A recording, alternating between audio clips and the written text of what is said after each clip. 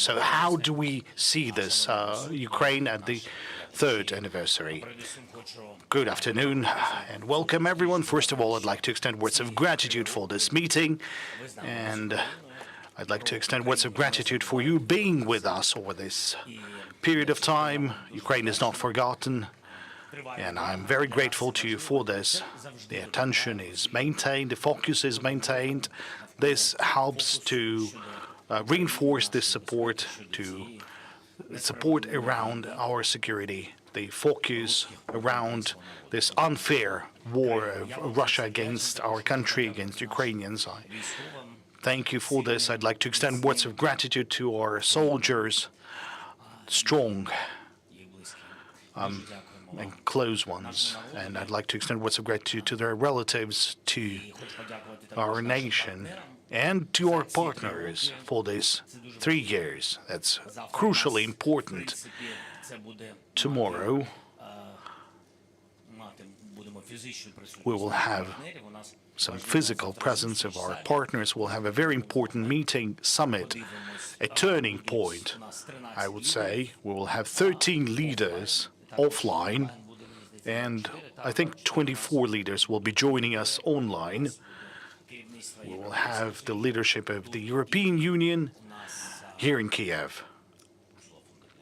Ursula von der Leyen will be here, and all the commissioners of the European Union, 24 commissioners, will be arriving here. The Prime Minister will be holding this session. We'll have members of European Parliament. We'll have many delegations. Chairman of the Verkhovna Rada will be having a number of meetings. I will have a meeting with the leaders of the country. We'll have a special platform, Ukraine, Nordic, Baltic countries. So the leaders of the Northern European countries will be here. This is a very strong partners to Ukraine. Now, that is about tomorrow. I believe there will be several formats relating to Ukraine's technologies. This is our priority today, and this is where we are further ahead of many Russians, that is, in technologies, in drones, in radio electronic warfare, so several formats will be dedicated to that as well. So I guess that's how it's going to be, and I believe we'll be discussing our strategy, but not for the upcoming years, but for the upcoming weeks. And we'll be talking about the formats of the security guarantees for Ukraine, primarily from Europe. And definitely we would need the United States for this. And I believe that tomorrow I will suggest for us to spend the nearest days to have a meeting in one of the capitals, so that we would be able to understand the format for the security guarantees for Ukraine. Glory to Ukraine. Good evening. Glory to heroes. So in continuation of the Ukrainian question, I can see the TV channel Euronews. If you have any follow-up questions, please.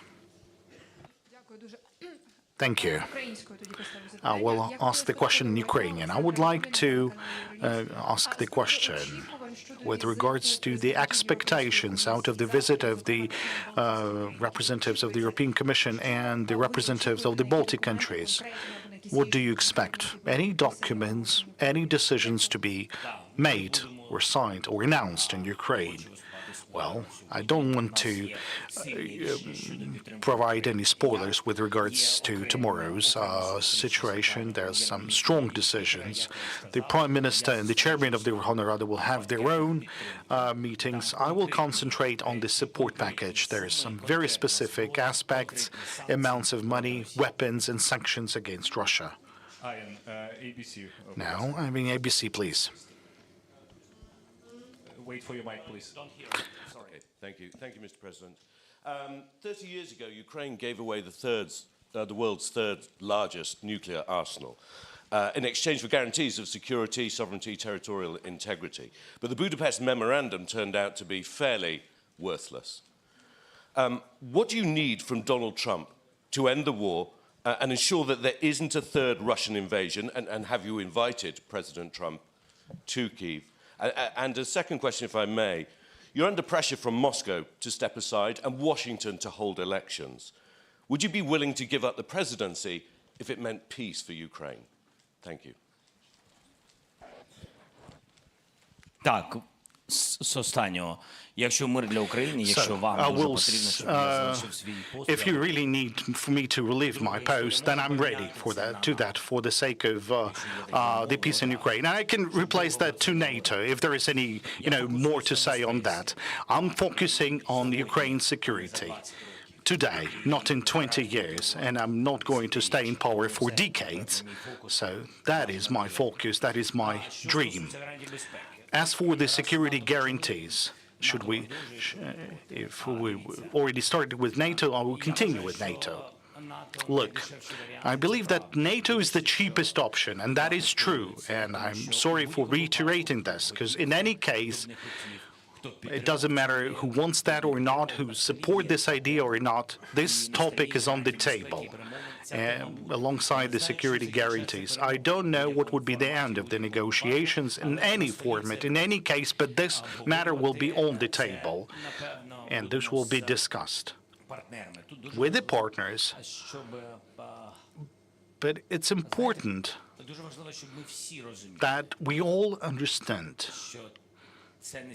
that this is not the negotiation table where Ukraine is invited to. This is our table of negotiation. This is important because we have a war in Ukraine. This is our table. This is we inviting our European leaders because the war is in Ukraine and we are an integral part of this continent, the European continent, the future European Union. So Europe should be at this negotiation table. So it would be fair for Europe to be represented in wider understanding, not just the European Union itself, because this is the Europe. For example, the UK, our strong partners, how can we do that without them? I would believe it would be unfair. And definitely the United States, because this is our major supporter who provides donations to Ukraine. And should you compare that with any of European countries, and we have friendly relations with Japan as well, and with other countries, but the United States surely gave more than any other country. Should we compare that with the EU? Well, that would be imbalance. And we definitely want to put an end to the war, and the partners are willing to have Russia at that table. So this is how we look at this table of negotiations. Ukraine as a part of Europe, United States, and Russia. This is how it looks like. What would I like to have from Donald Trump? I think, should we believe to what he is saying, that he wants to have the same, to finish the war as soon as possible. I truly believe that he wants and he can help us to put an end to this war. But peace out of strengths, that is to direct the strengths towards Russia. I think this is the true meaning of this peace through force. We are partners. I would really like him to be on our side. So that wouldn't be as a mediation, because I think that is not enough. That the security guarantees from the United States, we are grateful for the bipartisan support. I am grateful to the two administrations, because the war is taking place during the tenure of two administrations, and I'm grateful for the support which is coming to us. This is very important. Currently, we are receiving this support based on the previous decisions of the U.S. Congress. That's due to the deceleration of certain processes. This is not new, so I'm not going to stop on that. You know that there's something on the way, but still, $100 billion US dollars, not 500, not 350, not 700, but 100 billion US dollars that is something that Ukraine has received, and we are extremely grateful for that. Currently, we're talking about 320 from total. That is United States, Europe, and Ukraine. There's 15 coming from Japan and 100 from United States. So this is the economy of this tragedy. And what I really like from Trump is the understanding of one another, to be heard and to hear about the security guarantees that Ukraine needs. This was partially mentioned in the Ukraine victory plan, so that Ukraine would have a strong position at the negotiation table. The security guarantees from Trump is something that we really need. I would like to talk with him about the contingent, the structure of the presence of the contingent after the end of the hold phase. We kind of understand this. We're ready to discuss that with our counterparts from the European Union and Europe to the wider extent, and with the President of the United States.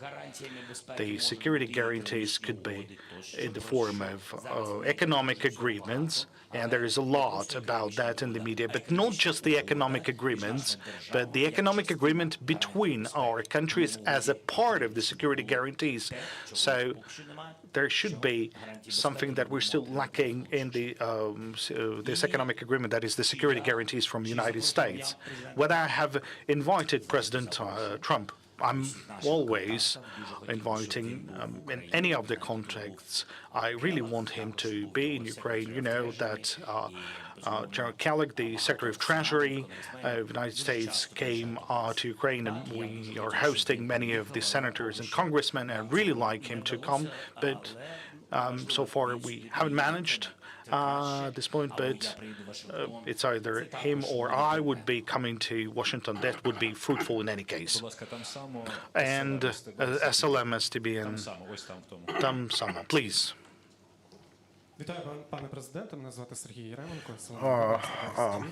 I'm Sergei Yeremenko, STB TV channel. My question to you, Mr. President, is as follows. Can you explain it to yourself how the current world has ultimately found itself in a situation when there are tariffs and threats to Canada, Denmark, then when there are overwhelming agreements suggested to Ukraine, and there are very warm meetings in Riyadh with those who only recently threatened to turn the U.S. into nuclear ash. And also, if you could please disclose the idea on rare earth minerals. I think someone did already disclose the agreement details. There are different options of the agreement, different formats. If you want, I can tell you more. Let us finish with the agreement, and then I will speak about our partners, Canada, Denmark, and so on. No guarantee I know everything, but maybe I do know something. Now, when it comes to the agreement, it all had started with our victory plan. We considered that Russia was taking our territories, and we had to protect them from the invading forces of the Russian Federation, also from the allies from the North Korea, Iran, and so on. I think you do know everything of this. And the agreement is everything about protecting it. And from here, the need for us to have security guarantees. Ukraine says, okay, give us security guarantees. This is part and parcel of this agreement. Without that, we would not agree. What we agree for, I say, yes, let's talk. Let's talk about access rights, about subsoil resources, crude, gas. You have priority number one. Please do everything to stop the enemy and to restore justice for us. Please end this war. Force Putin. Roughly, this is the story. Then we had a package to sustain the enemy, the weapons supply package. We needed, actually, it was a comprehensive proposal because we needed security guarantees. We wanted to strengthen the Ukrainian army. We wanted to equip our military. Everything like that was necessary. Anti-air defense and to defend the skies over Ukraine. Now, going to this part, we get the first agreement with no security guarantees there, no scandal, no fuss about it. Roughly, it said, like, let's split it into 50-50 ownership. I said, I'm not going to sign it, and I'm not going to let my ministers do it. We had meetings with the Minister of Finance, Minister and other. It was not possible. We could not just split 50-50 without understanding of what to expect further on. And the question would be, like, potentially, let's split 50-50, including the occupied territories. We will help them recover these territories. It could make for some substantial talk. But again, from the outset, it wasn't clear, this agreement. We had different meetings. And then I said it should look as this. Another story, there was another shape of this agreement with 500 billion mentioned there. Then it became clear about the messages from the United States of America. It was about debt. It was for Ukraine to recognize the debt. The funds, and the money from extraction of resources go to a fund. And the fund is 100% in ownership of the U.S. So this doesn't say about co-investments. It's not about 500 billion worth of investment. If this money go to the fund and nothing comes from abroad to the fund, this means that we are repaying the debt. Now, let's be clear about the figure itself. I do know it was 100. This is for a fact. I'm not going to recognize 500. Whoever says about it, with all due respect, with all respect to partners, I'm very solid on that, because this is the real situation, and we are completely right. Actually, I wouldn't be ready to agree to 100 billion. Why? Because we should not recognize grants as debts, like it or not. But I had agreed it with Biden, with the U.S. Congress, and I'm thankful to the Congress. In presence of two parties, there was support via grants, and grants make no debt, so we should not be returning this debt. Maybe some would say this is not just, but that had been the earlier agreement. It had been about grant money, so it's not a matter of a figure. It's a matter of us not recognizing as a debt.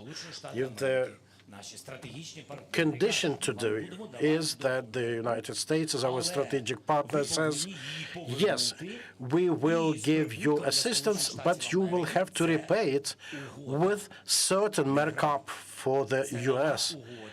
It's not about grant, it's about a new agreement. This is what I said. I'm ready for a dialogue like that. I'm sure it will result positive. Again, regardless of whether we like it or not, because we need your assistance.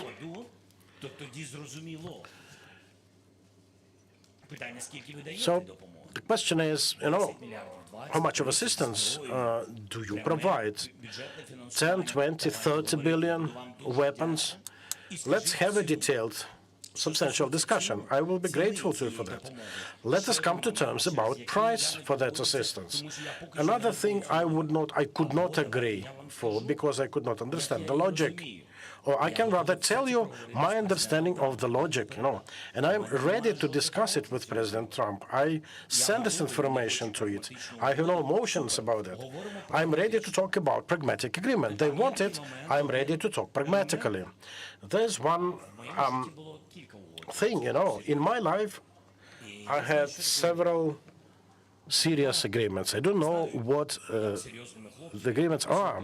I don't know how to sign an agreement with serious guys. You have to do it so as to remain friends and partners, and with a clear understanding of how you're going to ultimately break even.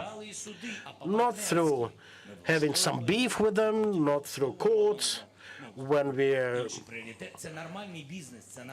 fall away from our relations. It's like normal business has been done. There's a 1-to-2 ratio there. And I did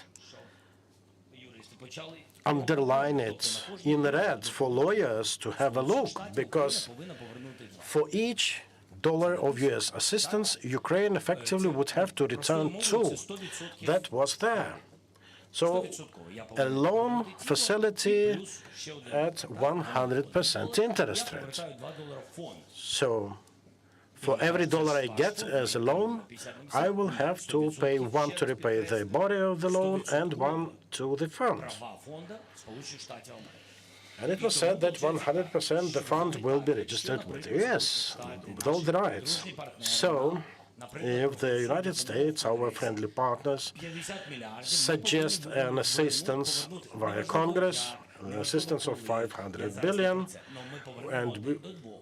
and we will have to pay at double the rate, this will mean that we will have to repay the loan at 100%. From here, my question. So, yes, I will have to repay 50, then 50 on top of it. So 100 billion, say. So maybe we have to agree to it, but I have a question, a logical one, and no one seems to be able to answer me this question. When the United States of America sell their weapons to Israel, Qatar, Saudi Arabia, United Arab Emirates, do they get 100% markup? Just a normal thing. I just want a dialogue with President Trump. I think I'm just in my want of a dialogue. I'm not signing something that will have to be repaid by generations and generations of the Ukrainians. Now, when it as regards Canada and Denmark, Canadian Prime Minister Justin Trudeau will be here with a visit here tomorrow. He is chairing the G7 at the moment, so he will tell me what's happening in the relationship with the U.S. I've been in close contact with Mette Frederiksen, Prime Minister of Denmark. We are good friends for quite some time, and I'm very much sure that the U.S. should not lose neither the Canadian nor Danish partners.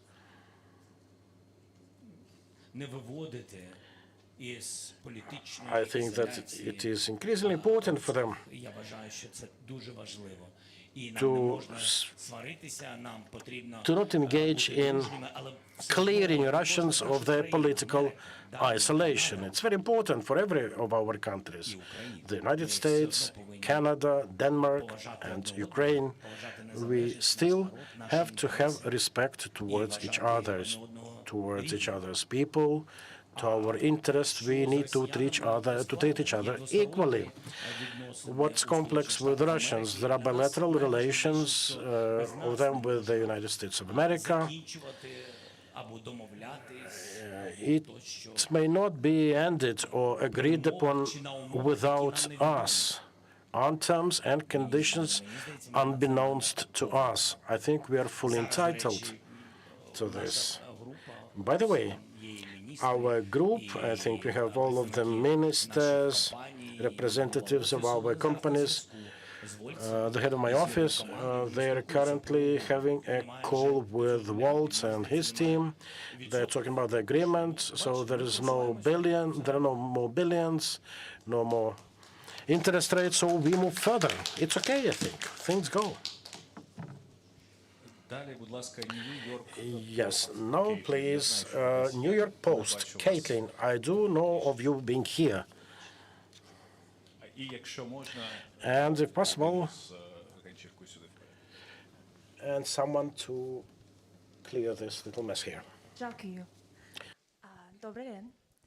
That's the extent of my Ukrainian. I'd like to ask how this past few weeks of tensions with the U.S. and the Trump administration have been, and how General Kellogg's visit this past week have affected U.S. relations with Ukraine. Also, as we're dealing with the new administration, it's a different way of negotiating.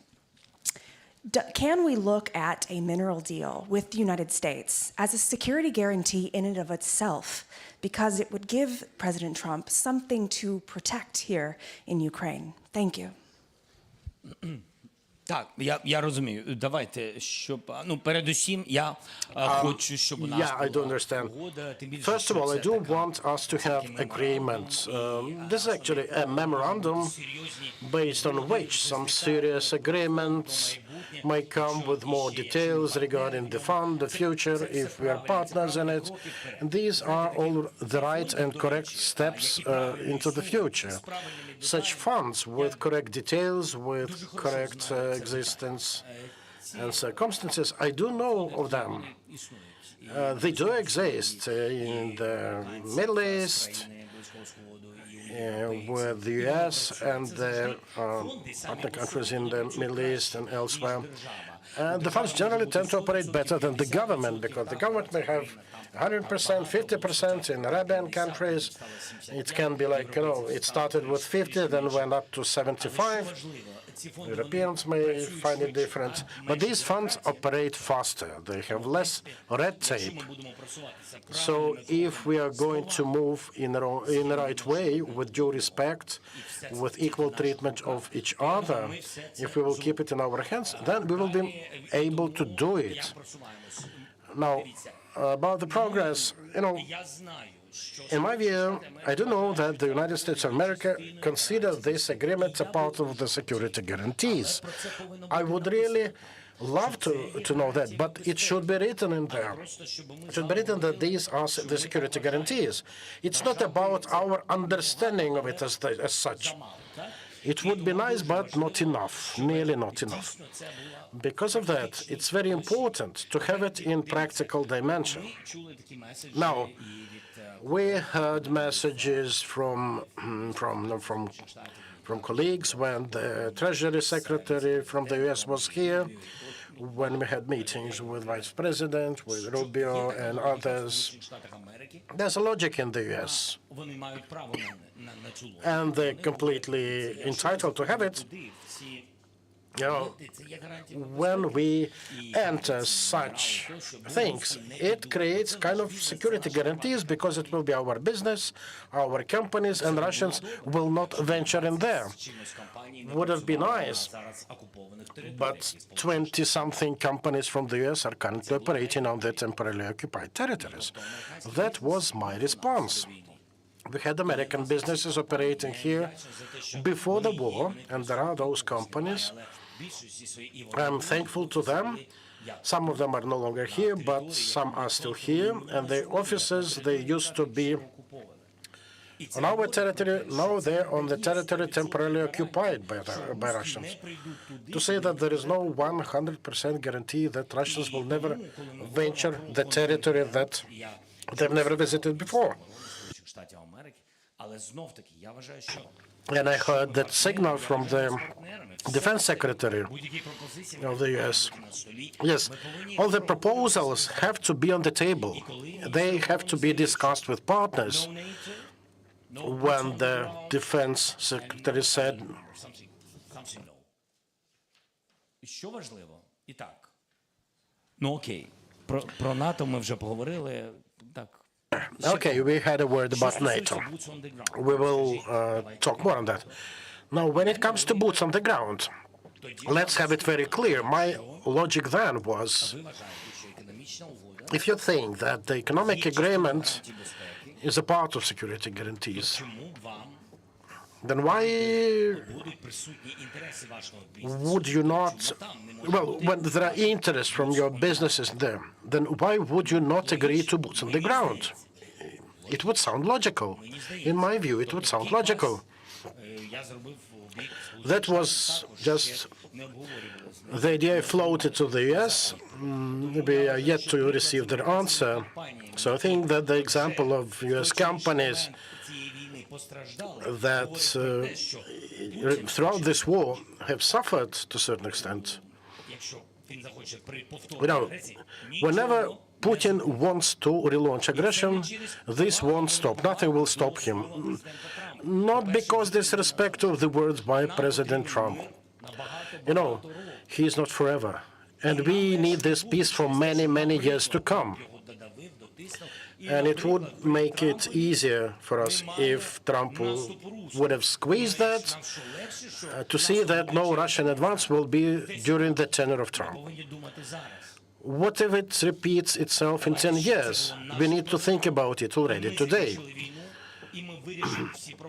We need to end this war, and we need to sort out all of the problems without leaving them for the future. Now, dear colleagues, who has a long question? Okay, let it be LB. Yes, a long question, enough to clear everything here. So don't be fast.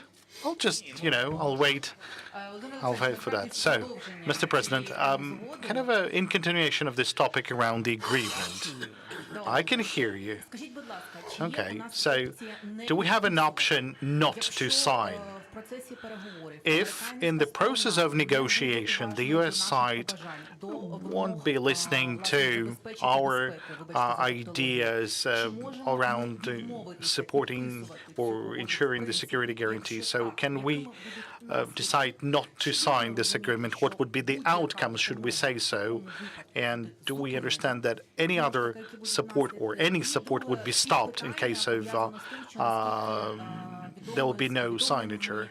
And then, according to the U.S. mass media, the U.S. insists on agreement and not the memorandum. In this case, it means that it should be ratified by the Verkhovna Rada of Ukraine, and definitely it won't be easy, particularly when some of the politicians will hear about the elections in a certain period of time. So surely they will try to play with that. And how do we deal with that? And the last but not the least, who's going to sign that on behalf of Ukraine? Okay, that contained a lot of questions indeed over a long period of time. So first of all, these strategic partners should be willing to sign an agreement.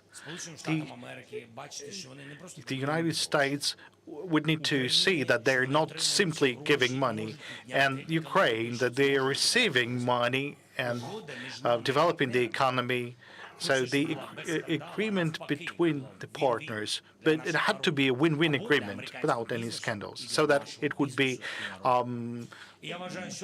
advantages to the U.S. business and to Ukraine. I believe this is the agreement that should be signed, that it would be about the protection and, get a benefit out of the partnership relationship. Because if there is no benefit, no pleasure, then it's not about partnership.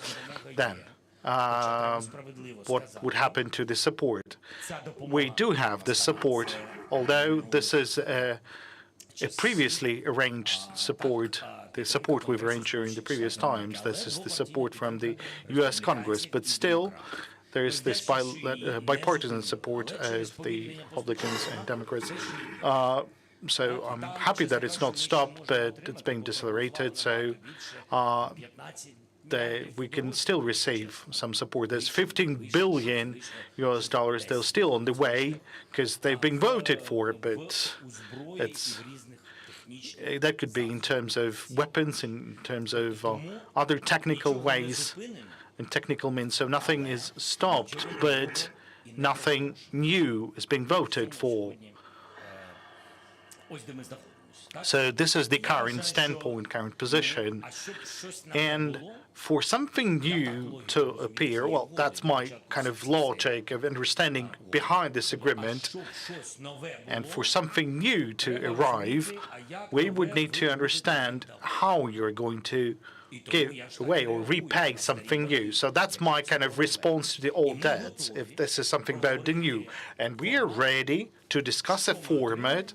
What are we going to receive and how we are going to repay that? We are ready to discuss that in this agreement.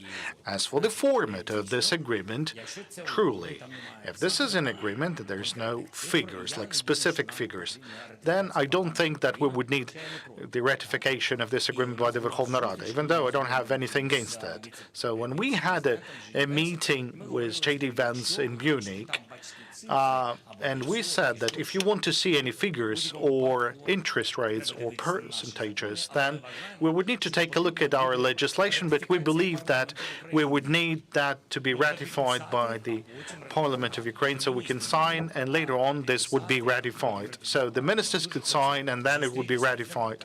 And we would really like to have a meeting with President Trump to put an end to that agreement. The ministers would sign, the Parliament would ratify that, and everyone would be happy. But it's kind of, you need to kind of approach one another, towards the common happiness. When only one remain happy out of two, that's not a happy family. So, and the question whether the parliamentarians will try to play with that, well, let them play. I mean, this is a serious thing. This is not a toy. We have a war. We need a partnership. We need support. But once again, without losing the dignity or independence. And of course, we don't want to be left without some piece of clothing. And then the CDF from Germany. Katrin Eigendorf from ZDF, German television. Mr. President, in Munich you pointed out very strongly that's now the time of Europeans to stand up and get their fate in their own hands. Do you have a strategy to unite the Europeans at the side of Ukraine?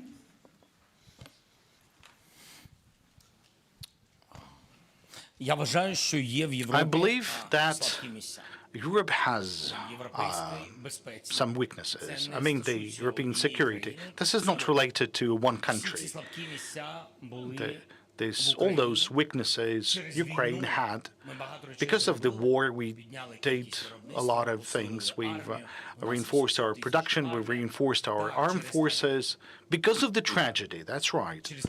Because of the tragedy of the war, we've done this. Europeans know all the details, all the money, and they would need to invest some resources into the defense capacity of their own countries, because you should only count on yourself. And I offer a kind of a combining platform, and Ukraine would be as the first step towards the unifying armed forces of Europe. And I would say that this is not an experiment and a pilot, but a pilot thing. We could have this experiment in Ukraine. We'll be all working together. We'll get acknowledged with the technologies, with the drones. We'll teach how to conduct land operations, how to counter an advanced enemy who's using a lot of technologies. I believe all of that would be useful for the safety and security. I mean, God bless, there would be no war, but that would be safety and security for everyone. I believe we are the kind of true example. Now there is this true desire to offer security guarantees to Ukraine to put an end to the hot face of the war. And we could use this as an example to build out armed forces, even if there is no legal model to support that. But on the basis of the contingent, that is something that could be built. And I think everyone will have to increase the defense capacity of their own country, or there could be their allied forces, but that's a separate point to mention. Now, Biguzinfo, please.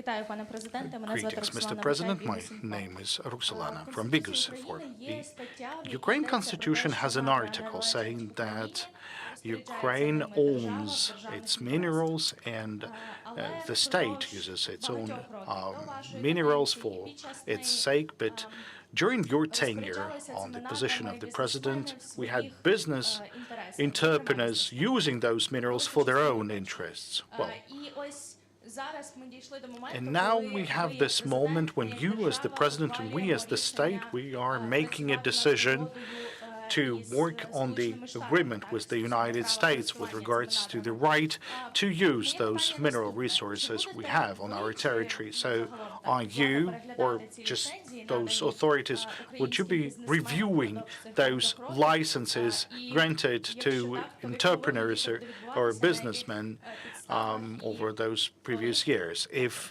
that licensing would be reviewed, then how and when? Thank you for this question. There's different formats. There's multi-year formats.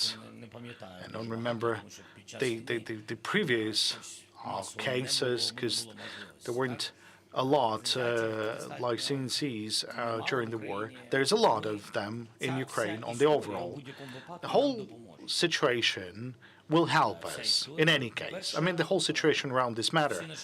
Because first of all of our services, all of our agencies who never dealt with such a serious legal disputes or debates will make a true audit. And this is already happening because, as you know, the development we had in 1946 and or later on in the 1980s with regards to a variety of resources. I'm not talking about the oil drills or oil wells or gas wells, but it's clear that the most recent surveys, well, they were conducted almost 90 years ago. So that allows us to clear everything so that we want to understand what do we have, who owns that, and what is the cost of all that. Now there will be respective decisions made whether there is a legal decisions being made with regards to licenses, whether the licenses are being granted and the business are working on them or not. In case of the licenses being granted but no work has been done, then that could be revoked, but that will be working on that. I think the government officials will be the one suggesting the format. Then Corriere della Sera and Fox News.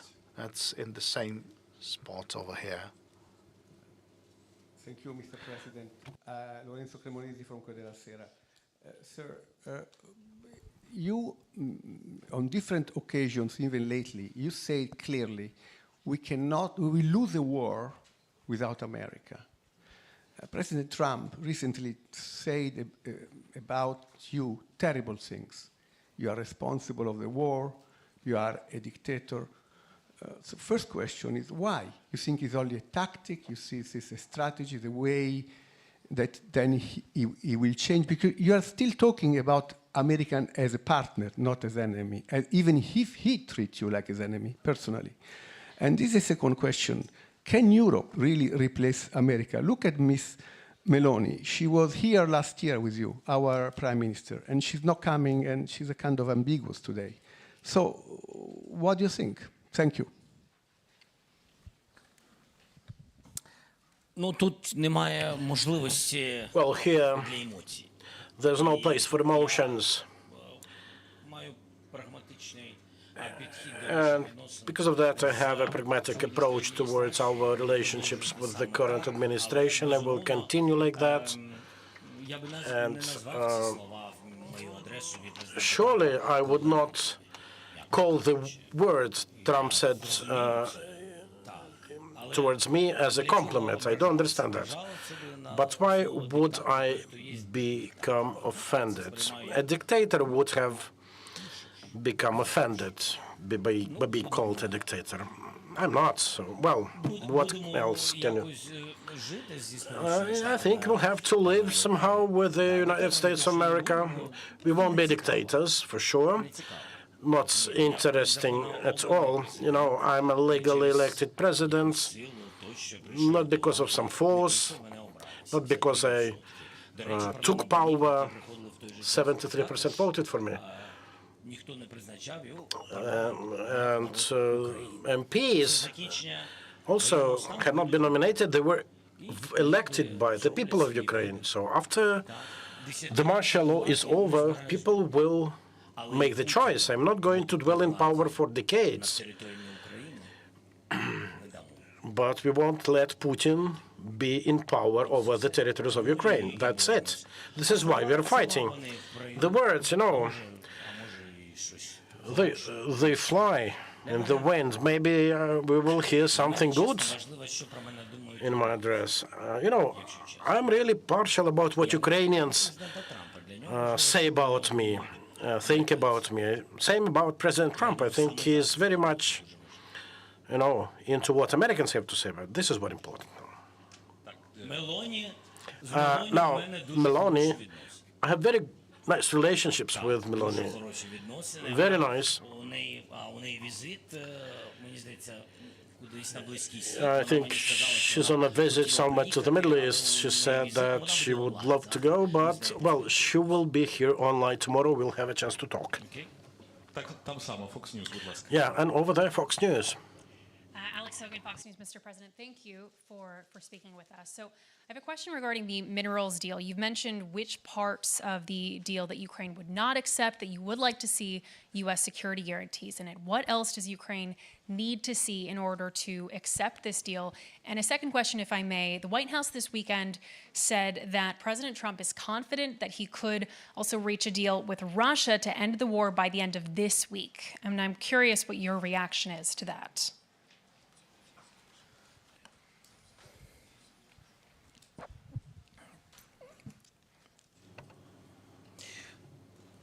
Цього тижня завершити цю війну To end this war this week, it won't happen. It is not possible with guarantees for Ukraine.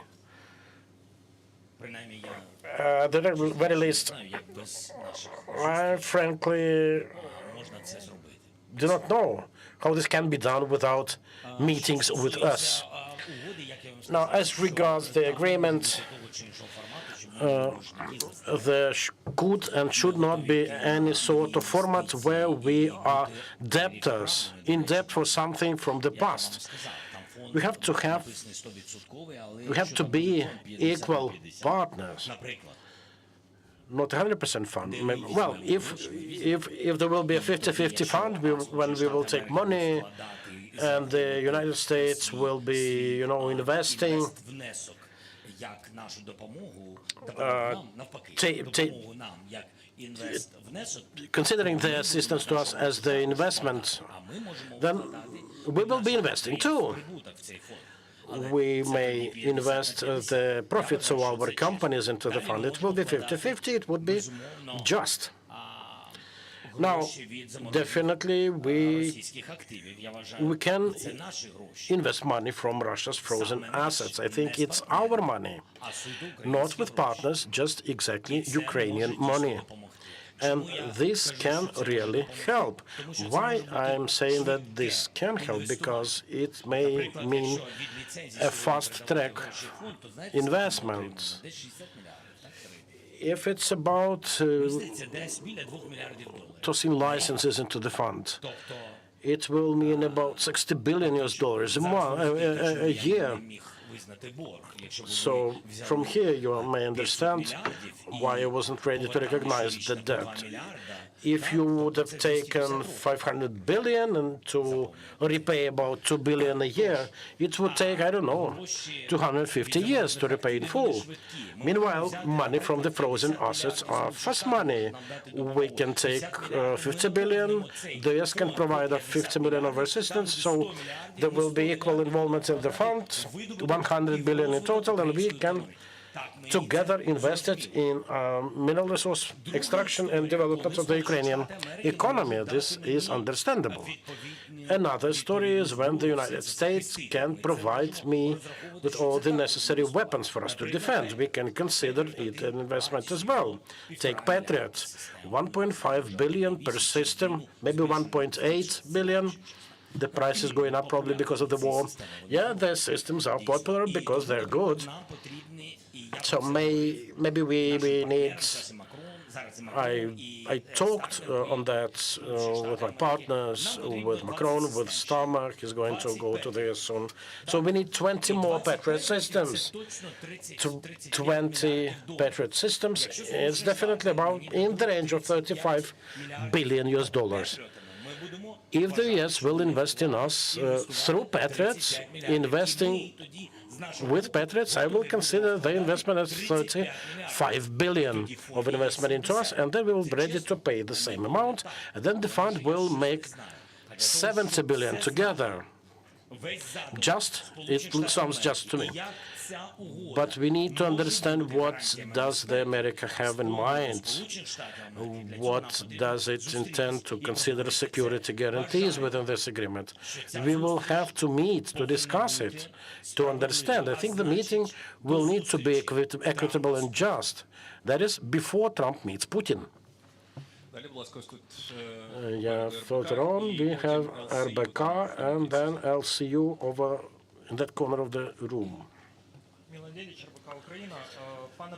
Mr. President, I'd still like you to specify,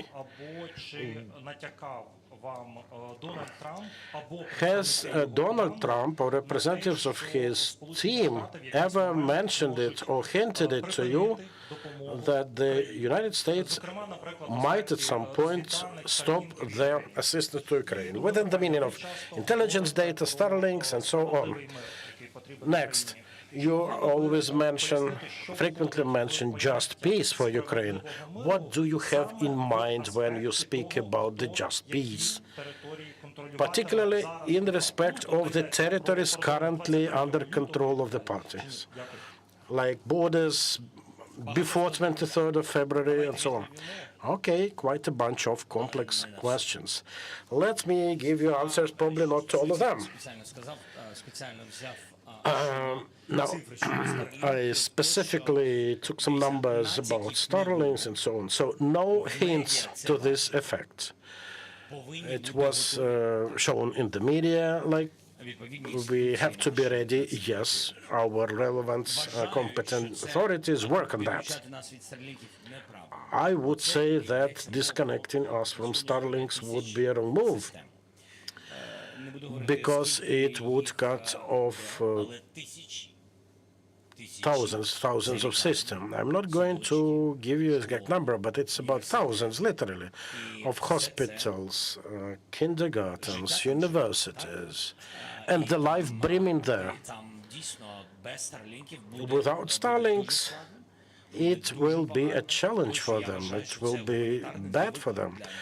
I think it would make for a humanitarian challenge for us, one of them. Next, we are paying for that. I thank our partners, Poland, Germany, for paying it. So yes, we pay for it. It's not free of charge, assistance. These are technologies, and we are paying monthly rental for this. So at the moment, I would say there is no immediate risk, but for the media, maybe. But again, the one who's informed is prepared. Yeah. And your next question regarding just peace and how it will resonate in terms of the territories under control of the parties to the war. Borders before the February 24, 2022, particularly. Well, now we are talking about everyone's wish to force Putin to end this hot phase of the war. Quite a job it will be, and it has to go hand in hand with security guarantees for us. Now, security guarantees for us theoretically make for one story. In practical terms, if we take economic security guarantees, this involves EU membership for us. Secondly, the funding of the Ukrainian army of at least 800,000 personnel.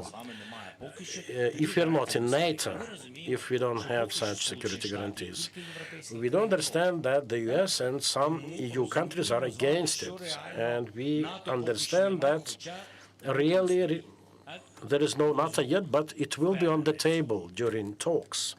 I'm very much sure of it. Now, the army, the peacekeeping force. Everyone's talking about this or that ceasefire option.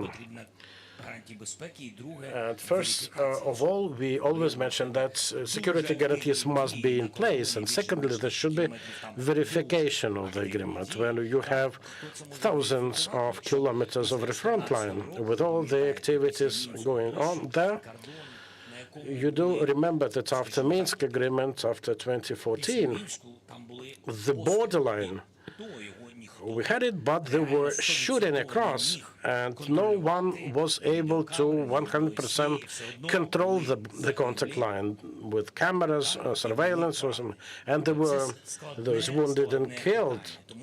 So quite a challenging matter. So I'm not giving you, I cannot give you a definitive answer to that.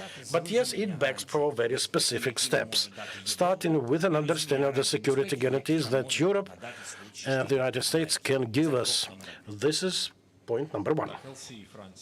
LCE France, please. Mr. President, Gwendoline Debono, LCI. Thank you for having us. European countries spent more in supporting Ukraine actually than the US. In the military help is 62 billion versus 64.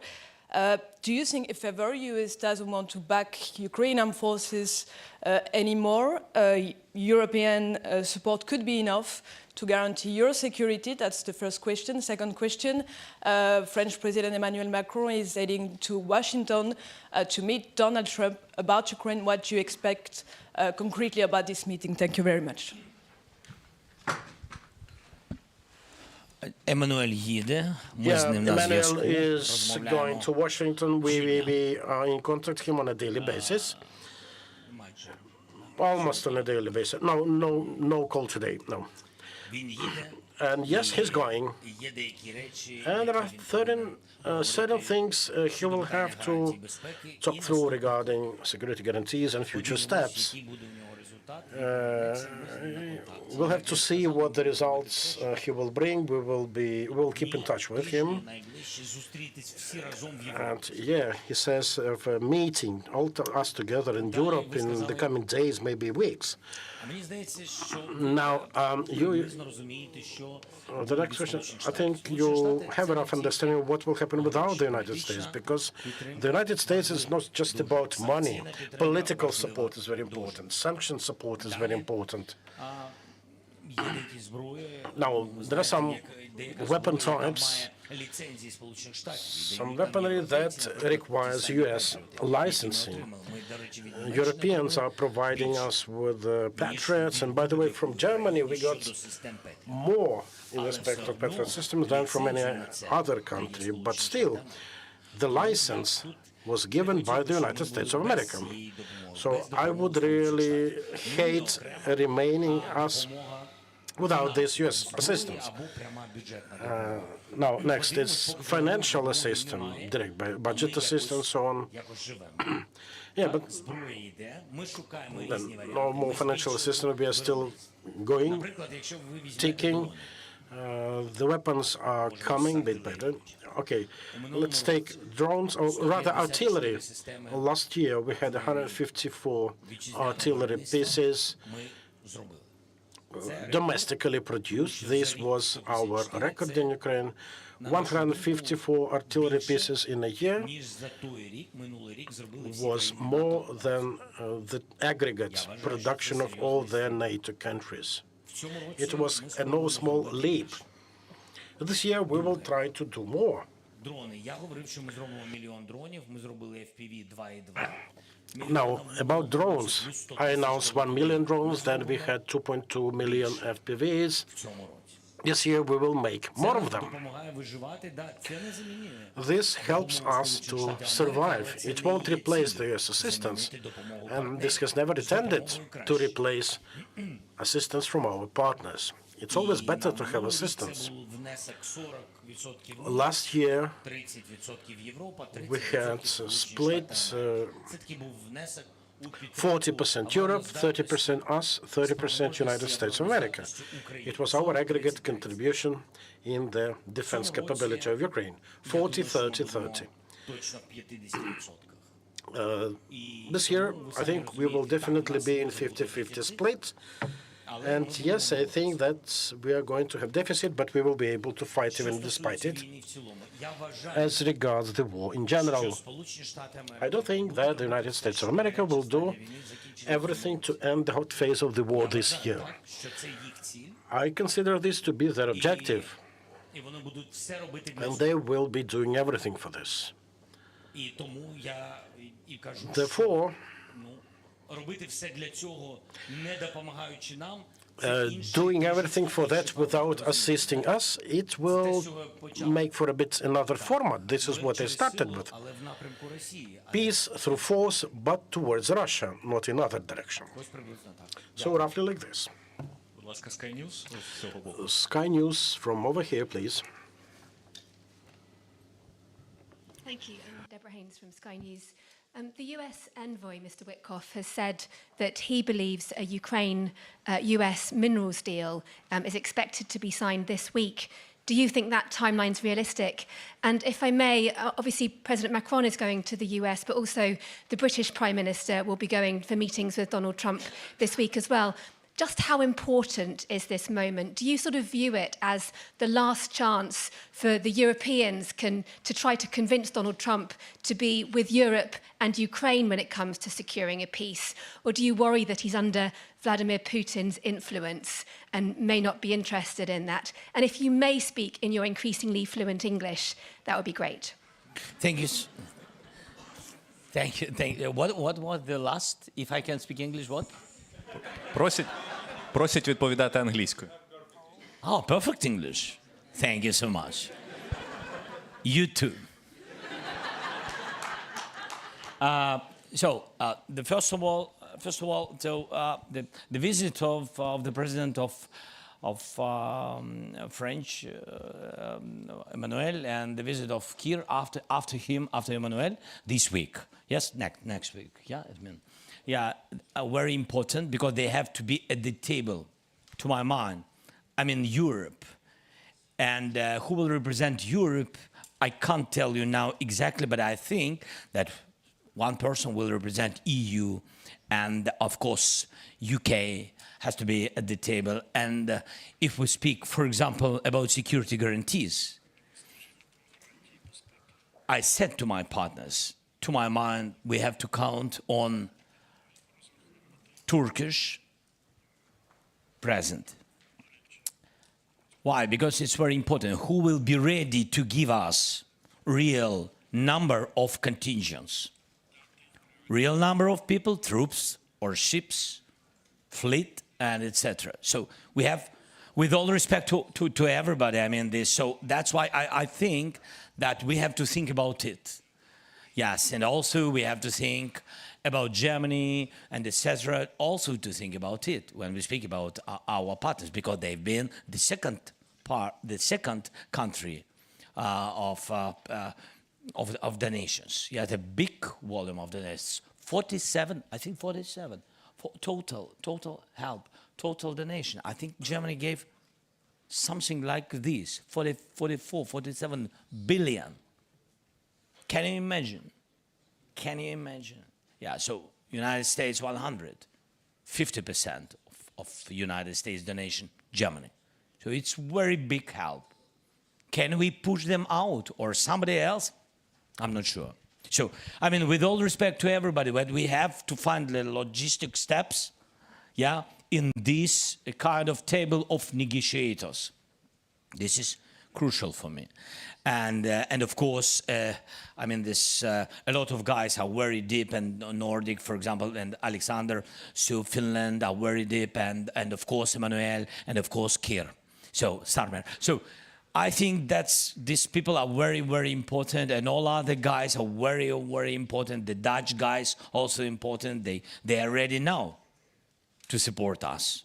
Now, yes, with some point of I don't want to go further to details of contingents during any kind of ceasefire or something like this. Yes, so that's why I said that it's urgent visits of France and of UK to United States, and I think that they will describe real situation to our strategic partners. And then they will come back, and I think we will have meeting with all the partners of Europe, and we'll decide our next steps. Будь ласка, далі. Телеканал «Ми Україна» і потім Wall Street Journal з того боку. Now the TV channel We Ukraine and then the Wall Street Journal. Mr. President, thank you for this possibility. You've already mentioned that United States are willing to have the ceasefire this year, and we are hearing that Russia are not having anything against it, and the intelligence chiefs were saying that the Russians have the same position. So do you think this is the common position? Now, who out of the intelligence said that we need a pause, and for whom? Well, they were saying that Russia is willing to have a pause because, in this case, their economy would have some, deprivating moments. So, a question to you: do you think this is kind of a common position? I mean, of United States and Russia, and what's your position towards the ceasefire? Do you see this opportunity in 2025? If yes, what would need to be happened before that, and what would be what should be the front line, how this should be happening? Thank you. First and foremost, United States, that's true, they are supporting the ceasefire. And I believe that in their environment, they believe that this would be an end of the war. And I'm confident that they believe that this is a big success and that Putin will not take risk and move on once again.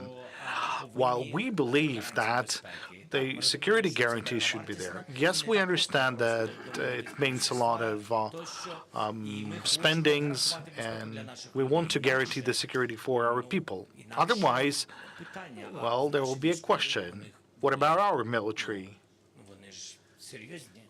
I mean, there are people, they're on the front lines, they're standing their ground. So if we are finishing the hot phase of the war, then these people will need to have a rest. These people will need to return to their families if this is the end of the war. If this is not the end of the war, if there is no security guarantees, then what should we do? I mean, should they stay there? Well, there wouldn't be any shots fired for a certain period of time, but they will still there, waiting until for the risk of the new repeated aggression. So that's an uncertainty. Uncertainty, that's bad for the whole world. Everyone will lose out of that. We will lose. The U.S. will lose, because it can be. Can you look victorious if you have made a ceasefire and then another war started in a year? Then are you victorious at that? No. And Russians will prepare, and there will be a repeated offensive. And this is very dangerous for everyone. So whenever we're talking about the end of the whole phase of the war, we have to clearly understand how this is going to end, what security guarantees are provided to us by our partners. You shouldn't be expecting anything out of Russia. We don't need any security guarantees from Russia. We don't trust them. Let the partners believe. That's their decision. But whenever we are considering the model of security guarantees, we should be taking into account any words, any promises given by the Russian Federation. That's my position. This is different from the partners, but this is my position. We cannot base or to have the foundation of the security guarantees in the form of the word of the Putin or the promise of the Putin that we will not return. We're not going to do that. But building of security guarantees, we started talking about that. And as I've said, I'm convinced that, at least as of now, the army, which is capable, this 800,000, it doesn't mean that after the end of the whole phase of the war, it doesn't mean that the people won't be able to return home. And I gave the task already at the session of the headquarters of the Supreme Commander-in-Chief, because this is the contract armed forces, so they need to think that if and when the whole phase of the war will be finished, then the military will have to kind of do some steps. The people who got mobilized as volunteers, who signed contracts, so they kind of mobilized for the war. So the military will have to be prepared for transferring to fully contract-based armed forces. But surely you can do that only when you're ready, when the whole phase of the war is over. When the whole phase of the war is over, you start developing the agreement to put an end to the war, in any case.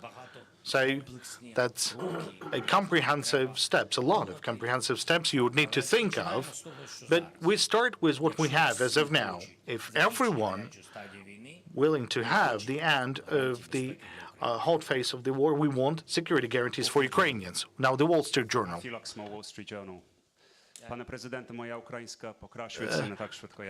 Mr. President, my Ukrainian is getting better, not in the same pace as your English. Thank you very much.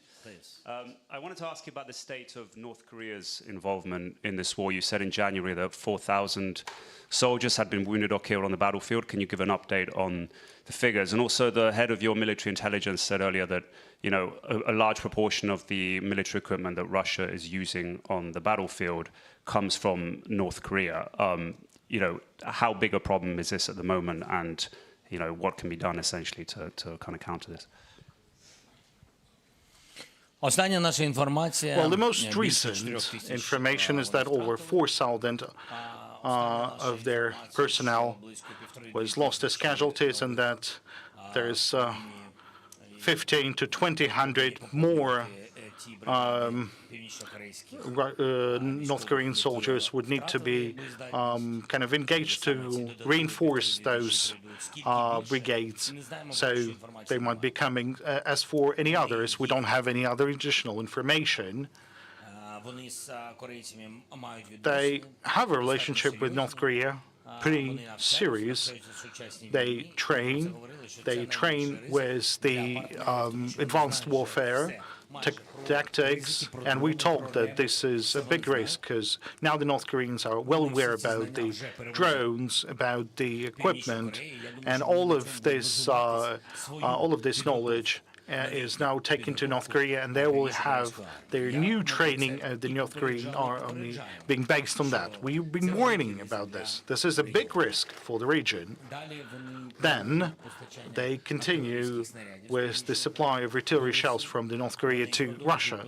They continue with the supply of missiles from North Korea to Russia, and they're using the artillery and the missiles, and we have all the evidences to support that. That's it. Then I would like to pass the floor to Chile. So thank you for the support, and thank you for taking such a long travel. Juan Vallejo from Chile. Well, 3 Chileans have died in this war. One of them is Gonzalo Lira, a journalist who died last year in Kharkiv while in detention. His family and some Chilean politician claims that you ordered his killing.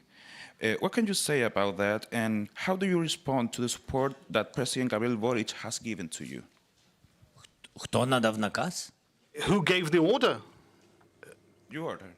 The family, yeah, the family of Gonzalo Lira and some politicians from the left wing of my country are saying that you ordered the killing of him because he was supposedly a Russian agent.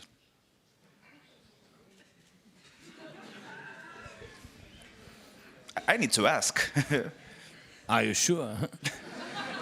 I don't know this person, and I never knew him, and I don't know if he is intelligence or representative of Russian or not.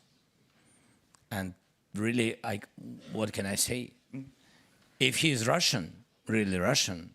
No, he's Chilean and American too.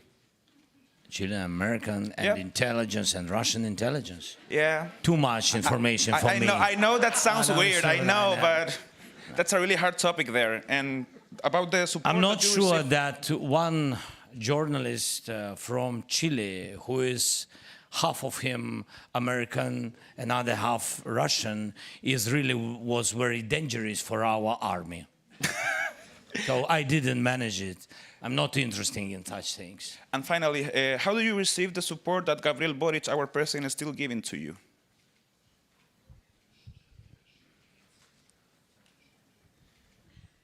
Як ми отримуємо? How do we Ми receive оцінюємо, it? я думаю, що як ми Ми ставимося вдячні до будь-якій підтримки. підтримці.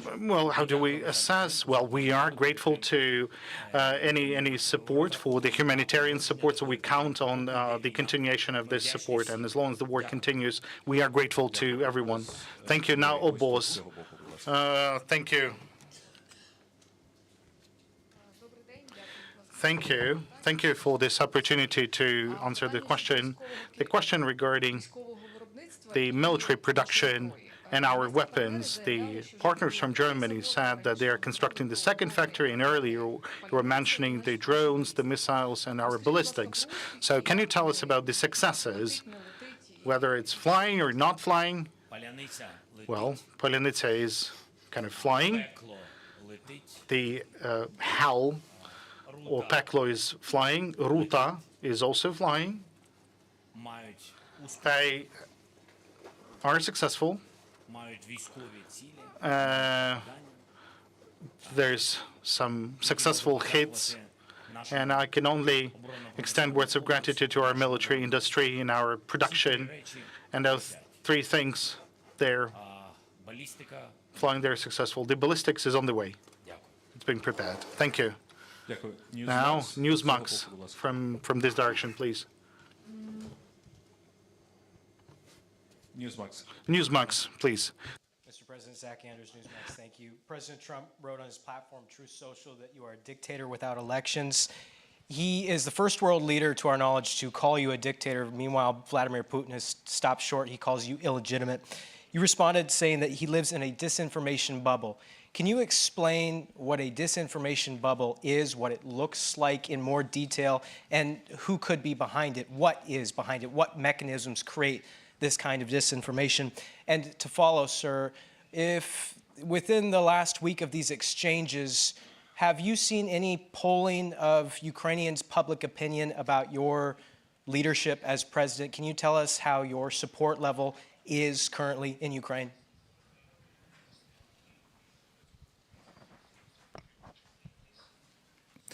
Дякую.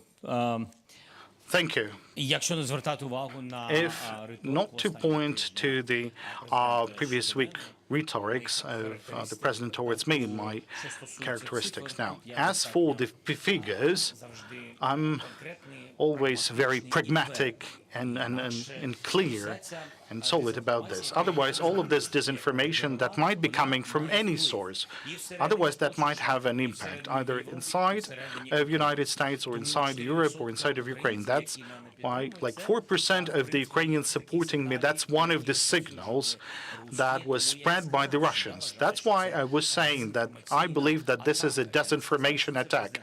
I wasn't telling that with relation to President Trump. I'm just saying that he might have certain sources, and I think we need to take a look at the priorities. And I think one of the priority would be having direct dialogue with me to understand what is happening. There is also the official and social platforms for doing the polls, for doing the social surveys that everyone is trusting, and I would point the attention to them, because 4% 4%, and the actual 65% of support that I have now, this is the number of people trusting me as the president of Ukraine. I think that's a significant difference. I mean, 4% and 65%. And I think that this is not a mistake. This is the information, the disinformation, which has an influence. So if our side won't be responding to that, then there will be other information coming in. An example, this 500 billion of US dollars of Ukraine to the United States. These are also very dangerous numbers, because at a certain point of time, it could be like some sort of documents, and you might be told that you are keeping silent, you are not showing the documents, you're not showing the financial documents or structures. At a certain point of time, you can hear that, okay, we're not willing to help you anymore because we gave you 500 billions and you would need to return that, otherwise there would be no support. So this 4%, this 500 billion, the dictator, the elections, all of that are dangerous steps to weaken Ukraine, the social opinion inside Ukraine and outside of Ukraine and among our partners, because our foreign partners, they're looking at the society, whether the society supports Ukraine or not. If the social survey shows that Europeans and the Americans are supporting Ukraine, then the leaders of those countries are supporting Ukraine. If the leaders are starting to describe something with their own words, and if they're starting to use the numbers, the proper numbers, then this will have an impact on the social opinion of the citizens. So I'm not responding to the words coming from the President of Ukraine. I'm responding to that signal coming from the United States, and I thought it was dangerous. That's why I believe that any direct talks, we have a possibility, we can talk, we can meet. I believe we need to have meeting. For example, there are many talks of the Hungarian leader saying that Ukraine doesn't need the NATO. There's signals coming from the Hungarian leader. I don't want to go to personalities, but I want to detail this example till the very end. But I know there's people from that Hungarian leader, and they have contacts with people around President Trump, and they keep raising the question, saying that when the war has started because there was an agreement during the disbandment of the Soviet Union about the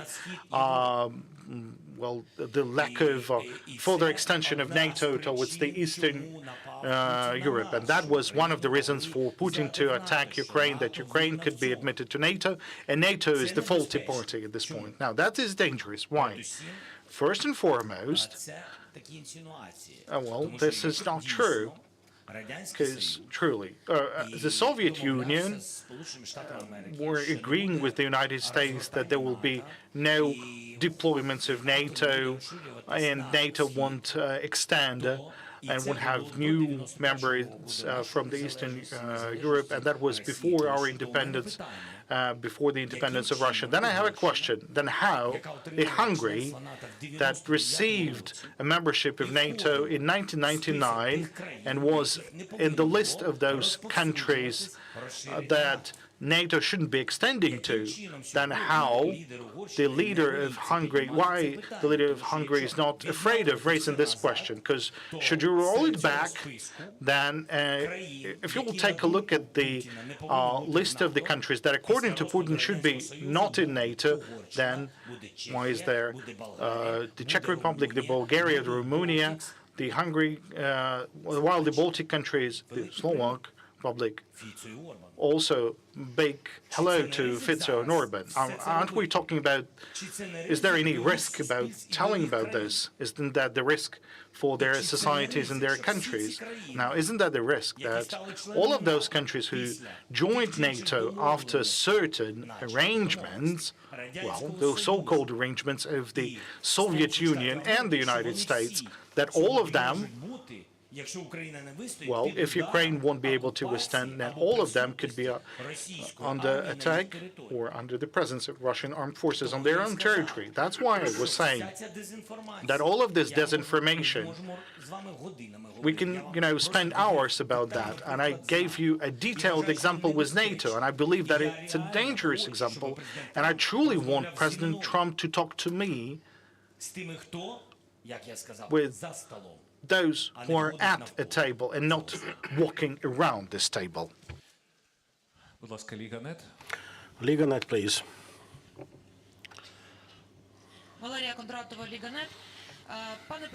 Mr. President, recent developments attest to Russia's intentions to get closer with the US, as well as that US will certainly reduce our assistance to us. Meanwhile, China is gradually drifting away from Russia. May we consider China as a backup option in these conditions? Thank you for your question. I'm used to fighting until the end of it. I'm rather reluctant to talking about Plan B, at least loudly. We have to do everything not to lose the US. Before the war, our trade with China was exceptionally big. It was okay. We earned money each, and it was higher than our turnover with Europe. Then we had sea blockade, and the rest is history, as they say. Yes, we can have economic relationship with China, and I do think that China, and during our summit and peace formula negotiations, we have always maintained that, particularly when matters pertinent to territorial integrity and sovereignty of Ukraine are discussed, China can be engaged, and if they are able to help us in this, in their relations with partners, maybe in terms of forcing Russia to recognize the territorial integrity, why not? We may not just, push away partners, something, but there are no serious signals from China about them being ready for something. Full stop here. Well, frankly speaking, we're also talking with Europe, and Europe's most serious countries are already considering the expanding of their assistance in such case. A question from this region, exactly Phoenix TV from Hong Kong, from what I understand, and then NHK, Japan. Good afternoon, Mr. President. It's a pleasure to be here, and thank you for this opportunity. I am Chen Ying from Phoenix TV, Hong Kong, China. We have observed that the Ukrainian government is making various attempts to achieve the peace, but it is not yet successful. But we're hearing a lot of public voice in the Ukrainian society for peace. Under this kind of circumstances, what does Ukraine hope for the China role in this Ukraine's cessation of war, peace restoration, and future reconstruction? Thank you.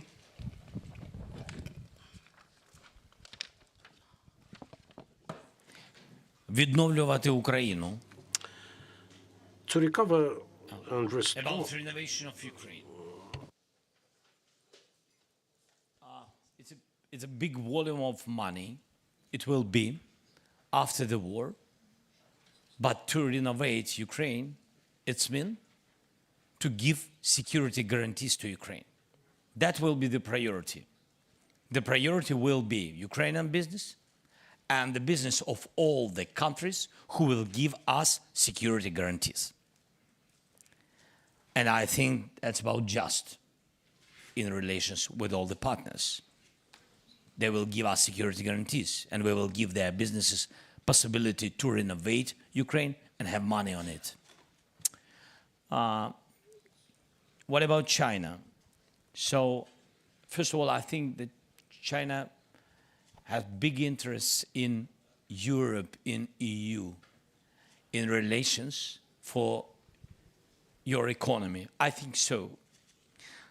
And I think so that in this case, China can help us with any possibilities to stop Putin and with respect of our territorial integrity, to help us, especially in this point. We don't need weapon and etc. We never asked China about weapon because we know answer.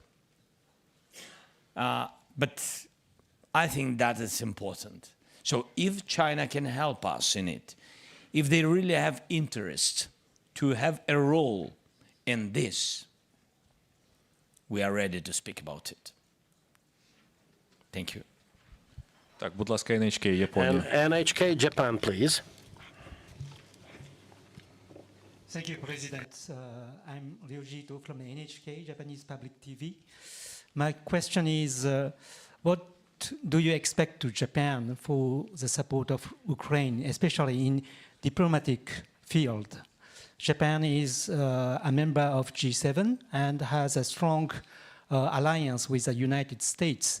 So what kind of diplomatic role do you expect to Japan to maintain the international order and international law, international rule and the democracy? Дякую дуже. Японія дуже хороший наш партнер. We thank you. Yeah, Japan is our very good partner, and we deeply respect Japan. You helped us a lot. Japan is presented in Ukraine. It will be presented in Ukraine. Japan gave one of its biggest non-lethal support package, humanitarian, financial. We've built some serious relationships. We had a conference on recovery of Ukraine in Japan. We envisage a lot of things to be done together with Japanese colleagues. We're thankful to you for that. I'm very much sure that in future negotiations, Japan will play one of the big roles. As I already have said today, about 15 billion were provided to us by your Japanese partners, and we are deeply thankful for that. Yes, you're in the G7, and the new Prime Minister of Japan will be here online with us today. We'll be glad to talk to him. Next, Громадське радіо. Можливо. Українська правда, possible. Thank you, Mr. President. I have a question towards potential stopping of U.S. assistance. You mentioned Patriots. What if U.S. refuses from giving us Patriots? Will it mean that our cities will be laid bare? How critical the aftermath might be for the front line if the U.S. stops weapon supply. And the focus may a bit shifted, but this is a matter of great importance and concern for the military. The army is exhausted. Is it possible to have clear-cut service times at this point of time? Because the people really are surprised at the level of benefits available to 1824 contract signatories. Well, there are certain things that sort of fell out of tune regarding this 1824 contract system. It concerns young people who volunteered to go to the front line before this law emerged. I ordered to resolve the matter. These people will be able to choose brigades with correct training procedures and so on. Not to say that there are no good brigades. We've pre-agreed it with the military that there will be a test run for 2 months, and then other brigades, besides the one initially earmarked, will be made available. I'm listening to what Sirski, Drapati, other commanders have to say. So we will resolve that matter. I do understand they are yet to decide on normal personnel rotations, because yes, people are exhausted. I can only thank them to tell that both the military and the chief of staffs will have to do everything to support them, to help them, to provide them with more rotations, vacation time, to finalize these 1824 arrangements. Like any pilot, I would hate calling it experiment, but as a pilot meant to facilitate the transfer towards contractual army, we need to understand how it will unfold and what the consequences will be. It is a serious move. Because of that, they are very careful treading this. I would really don't like it to debilitate the front line. And regarding Patriots, by the way, not everything has entered our countries since relevant decision was made at NATO Washington summit. This is how things go. It's not about new system. It's about the system we had agreed upon back in July last year. We are still waiting for them. So yeah, we are sorting this out. We are sorting out the aerial defense matters. Yes, and frankly speaking, we are working to build something similar in Ukraine. But what will be the critical consequences of stopping the US assistance? Well, just imagine 20% less assistance available. You can conclude yourself. This is why I say that we do count on it not to be interrupted. And secondly, we are discussing a new model to have increased shipments from Europe. And on a separate note, a separate funding available from Europe to support the manufacturing here. We are also in negotiations with various representatives of non-European countries in respect of buying some serious weapon packages, and I think some good results are to report.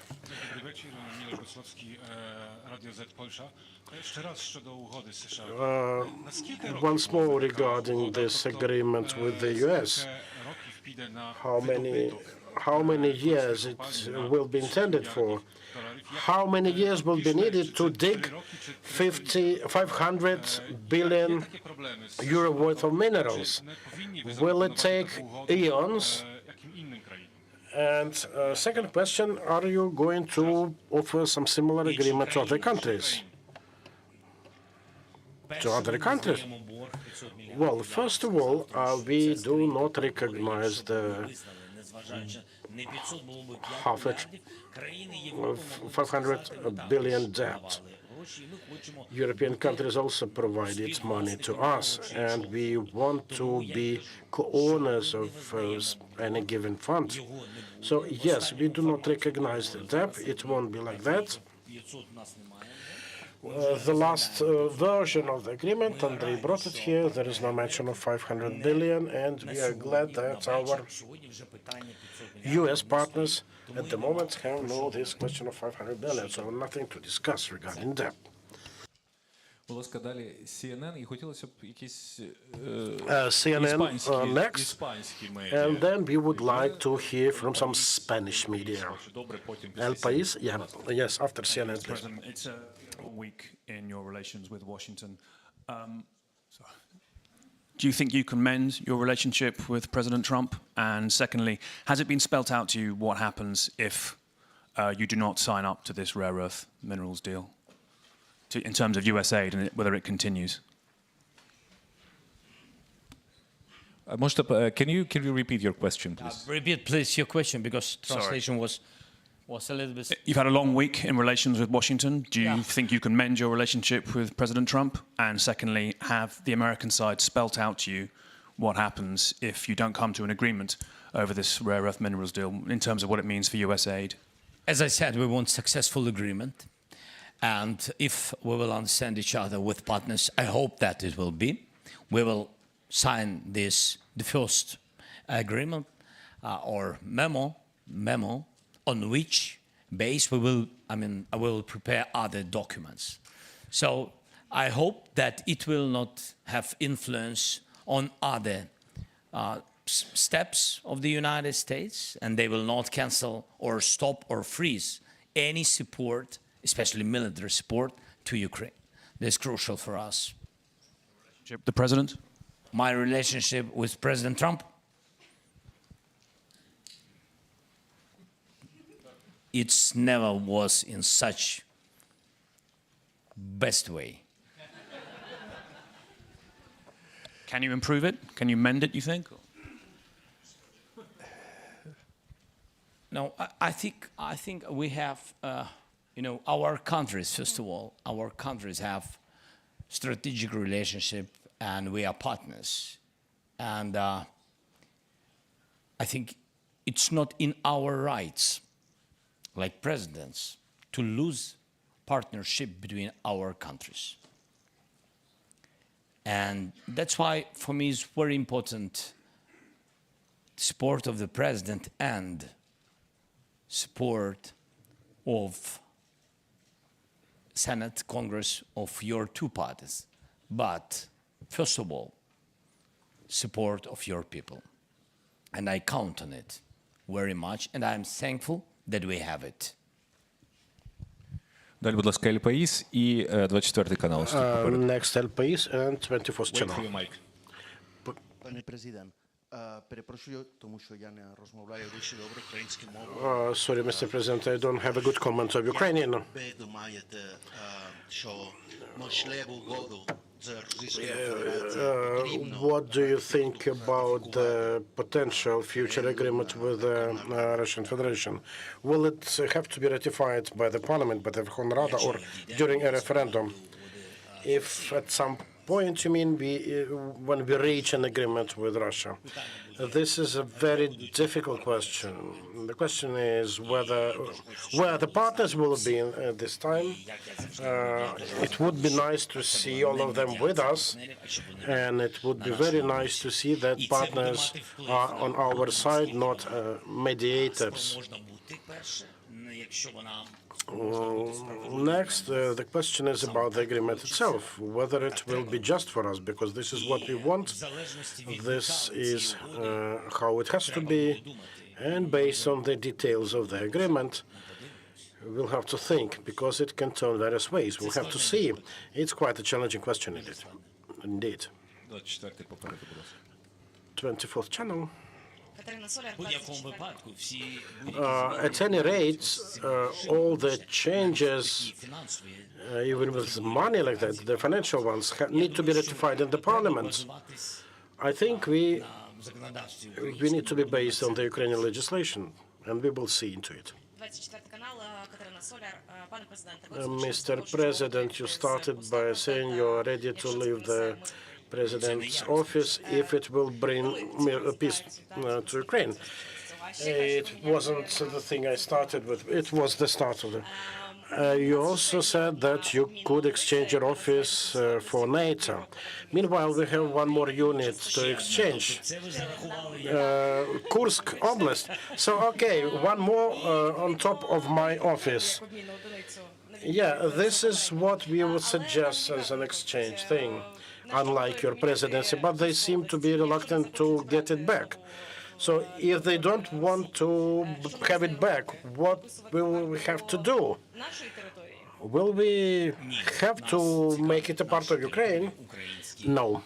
We are interested in our own Ukrainian territories, and whatever the case, Kursk Oblast will provide us with the possibility of exchanging it for our Ukrainian territories. When we come to matters of territorial integrity, specific steps, I think it will help us. Будь ласка, з цього боку Джимхурієт. And Jumhuriyet from here, Sai, right?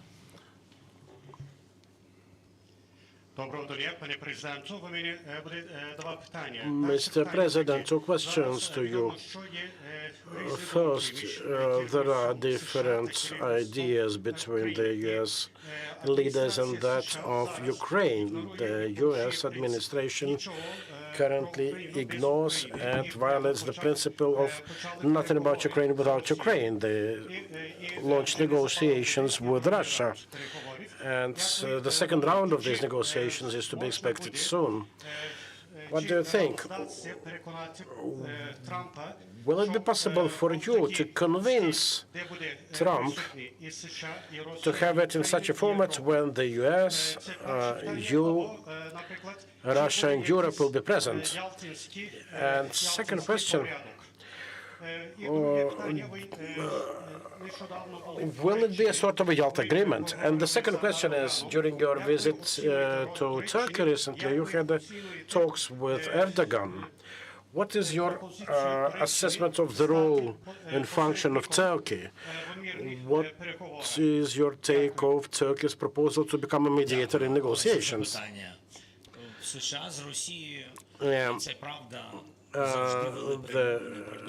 The United States have always been in talks with Russia throughout this war. It was always true. It has been true. It just wasn't for the public eye. But now it's very public and very serious, and because of that, much more dangerous.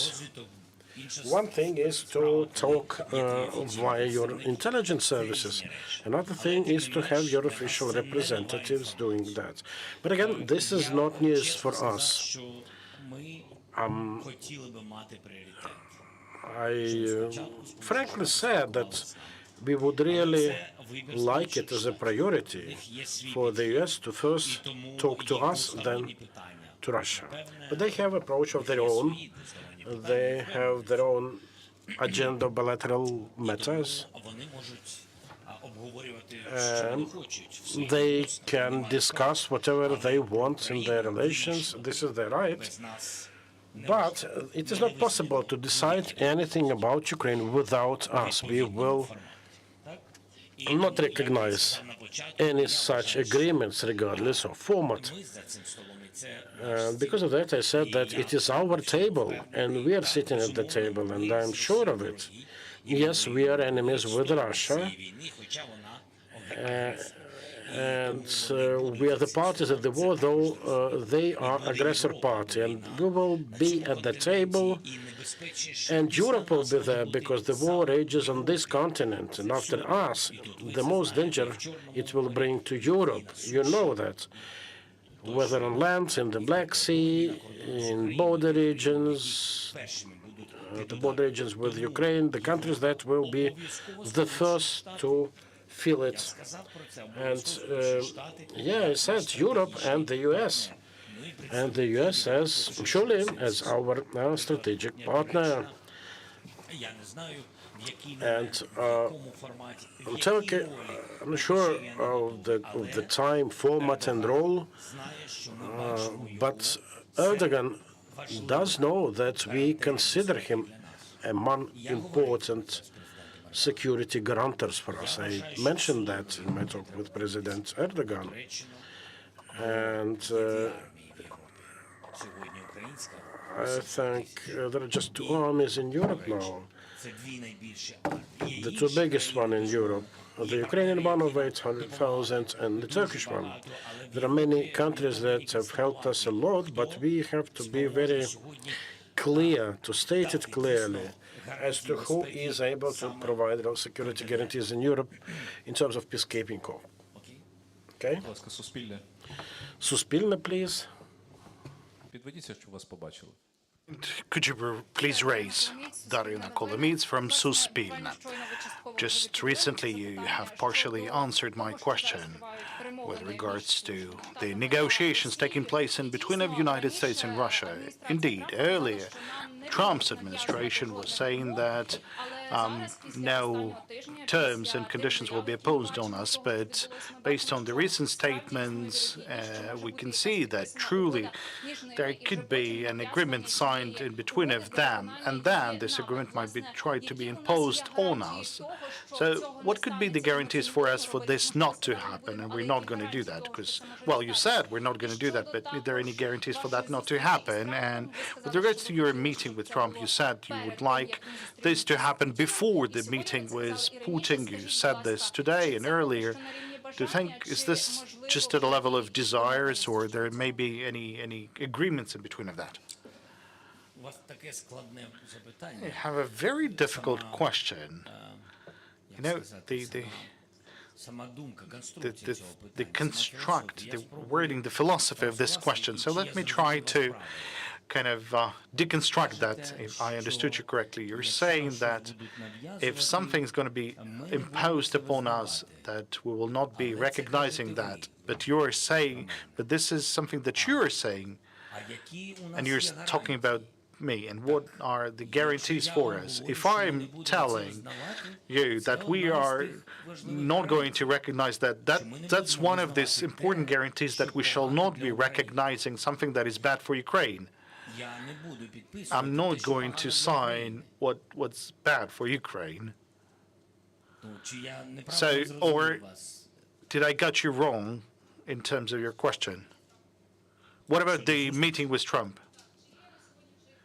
Any agreements, any arrangements? Are there any previous agreements or arrangements, or it's just you're willing to have a meeting with him before the meeting with Putin? I believe it's the right thing in order not to shift the accents and priorities, like who is who, to whom. I believe that it will be kind of a mistake for Ukrainian society, because there will be a disbelief to the United States if he would be meeting with President Putin first. And I think that would be wrongful or bad for the U.S. society, because they won't understand what is happening. And as long as our nations are helping one another, are friendly to one another, the same would go for the leaders of those countries. And that should be the case. That is the right way. So I believe that's a big threat. That's going to be a big and bad signal for the Europeans. But it doesn't mean that we, together with you, I mean, we can force any leader. No, we have to tell about the importance of preserving those relationships. That's why a meeting with the President Trump, I believe it may happen, but I'm unable to tell you when. You know, there's one great leader. I'm not going to give you the last name. A leader of one country, and he kept telling me, like, I very much invite you to come to my country. And I tell him, yes, I really want to come. And like the situation continues for 3 years. He's not giving the date, and I'm not coming. But every time we have a meeting, and he kept asking, you know, why aren't you visiting my country? And I'm saying, look, I'm ready. It's difficult for me today, yeah, but he understands whenever you have a window in your schedule, like just come whenever you can. And I'm saying, okay, but when? When you'll have a window of opportunity in your schedule. The only benefit, the only plus is that recently he sent a letter to me, and there's the date. So that's the only benefit. The time will come, the moment will come. We'll have a meeting with President Trump, and it's impossible without that. It's impossible to finish the war without one party, without Ukraine. It's impossible. And if the United States, I don't really believe in that, if they will agree with Russia about us, without us, then this agreement won't have any success if we will not kind of confirm the terms of this agreement. Good. Now, the news hour from Netherlands, please. Mr. President, Gert-Jan Dennekamp, Dutch television. Hello. You were going to say something on Dutch support this afternoon. You started the sentence, but you didn't finish it. Can you elaborate what the Dutch have promised? And the second thing is the biggest party in the Netherlands is critical towards support for Ukraine.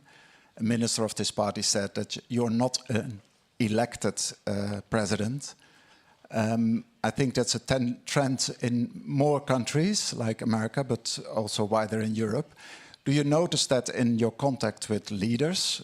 And does that mean you have to change your tone also and your approach towards these leaders and these countries? Зазвичай я завжди змінюю Well, тон, і я не usually I скриваю always цього. change Я the tone, відкрито з and цим борюсь, I'm тому що kind я of вважаю, openly що fighting це against that, один із because I форматів, believe that як this is можна one of the зупинити formats будь-які how you дії. can Я stop вважаю, що this or that багато wave, and I таких, believe there's а ми погасили те, що ми a range of waves that we've managed to stop by not keeping silent. You've seen the public part, but I could have like 15 or 20 conversations online, could have meetings offline. I could do many things in order to stop very risky, very kind of rightward directions or statements. And that's what I was mentioning, that the wrong information that could be coming from the partners or from the United States would be pushing the European leaders, particularly those right-wing parties that have such an attitude to this national isolation, first of all, like we are the first, and what's happening abroad, this is not something that, it's important to us. But the war, it doesn't see the borders, not everyone understands that, so we're fighting against that. We're working with the Prime Ministers of Netherlands. We are in a very good relationship. There is this support.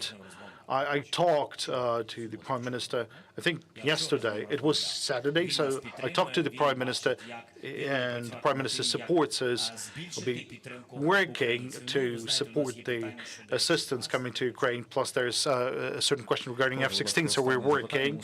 The final question is we need to finish the Ukraine forum, please, in the first row here. Thank you for such a possibility. Mr. President, recently, on the political agenda, the elections, the issue of elections has become very topical, even though the legislation is still the same, and the martial law is not over. It's hot on the front line. So do we have a pressure from the Western partners?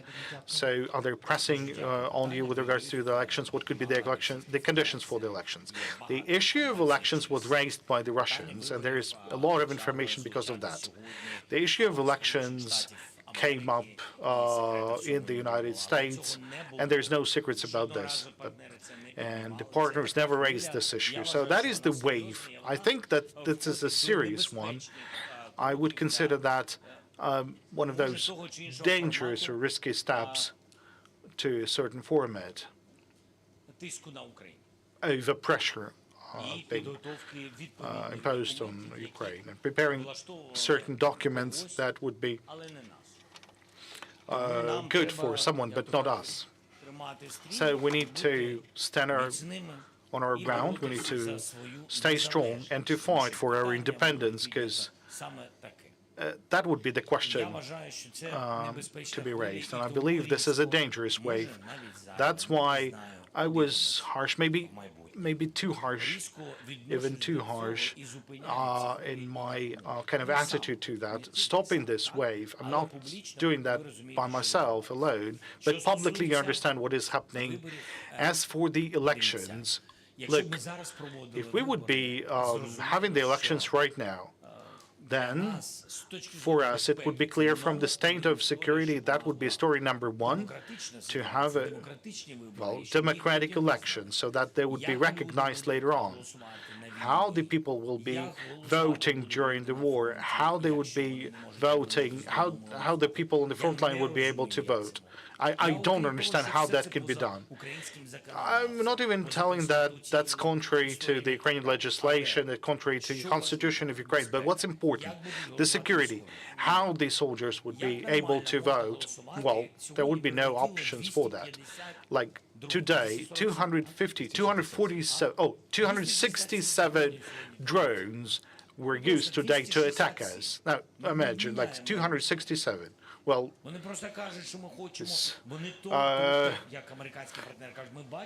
Russians are very persistent. And you see that when the people from the United States are saying that Russians are willing to end this war. So any person willing to end the war, will that be launching 267 drones? How do we able to organize the voting in Sumy region? Like, that's a question. Or how can we do that in Kharkiv region? What's going to happen to Kupiansk?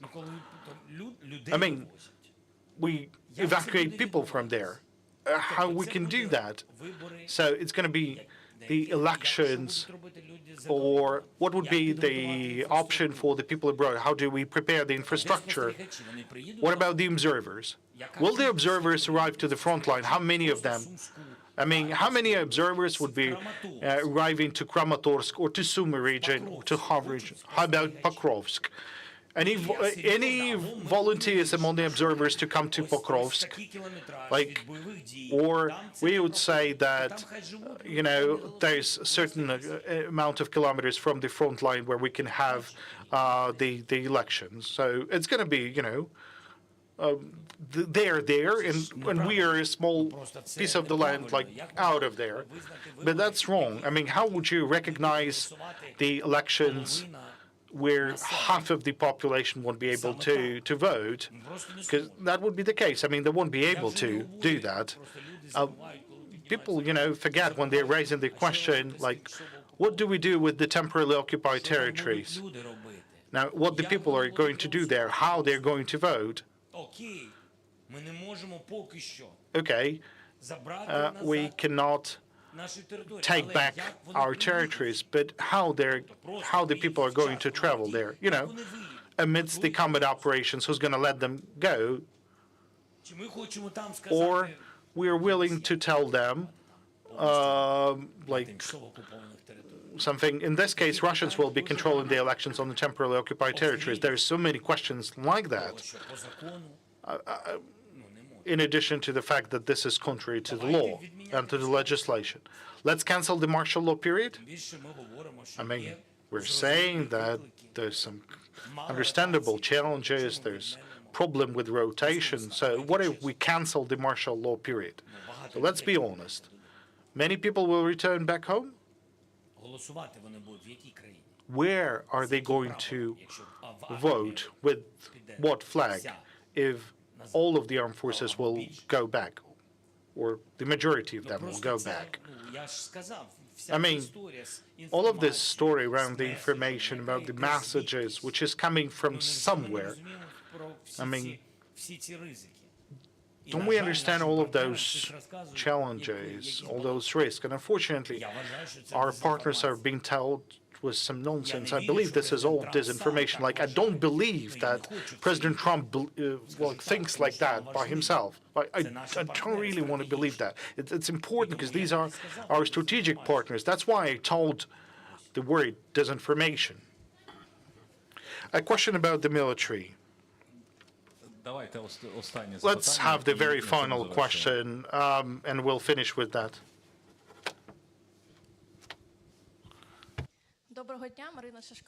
Marina Shashkova, The Telegraph. Mr. President, recently 2 generals were detained and a colonel, and they're saying that they're negligible, and because of that, part of the territory of Kharkiv was lost. And you were positive about those detentions, but the Defense Committee of the Parliament mentioned that there's this combat immunity and that the service personnel are immune to criminal responsibility during the martial law. So do you think this situation will result in many prosecutions of the military or military commanders for the decisions taken during the combat? And do you think that would result in the loss of trust in between of the authorities and the military? There is no loss of trust. It wasn't about the territory. Well, not only about the territory. When there's this story about of fighting for Ukrainian territories, a lot of people are dying. So when we're saying about the negligence, I mean, is that a matter of kilometers?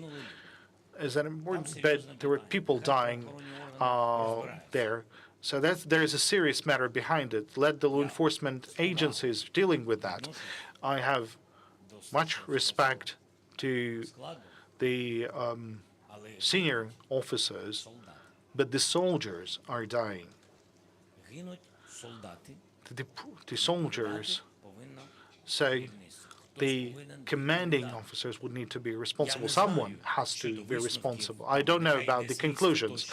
Let the investigation take place, but saying that we have a war and then we keep our eyes shut on everything, that's why I told, let the people kind of investigate that. But the soldiers in trenches, and I had a question in the middle of the investigation, and we had the headquarters session.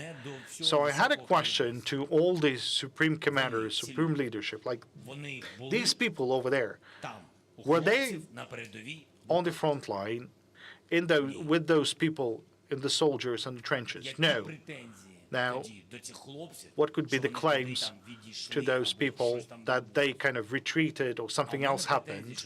And I have claims that many of them died on those positions. Should we kind of investigate that or kind of dwell into that? I believe we should.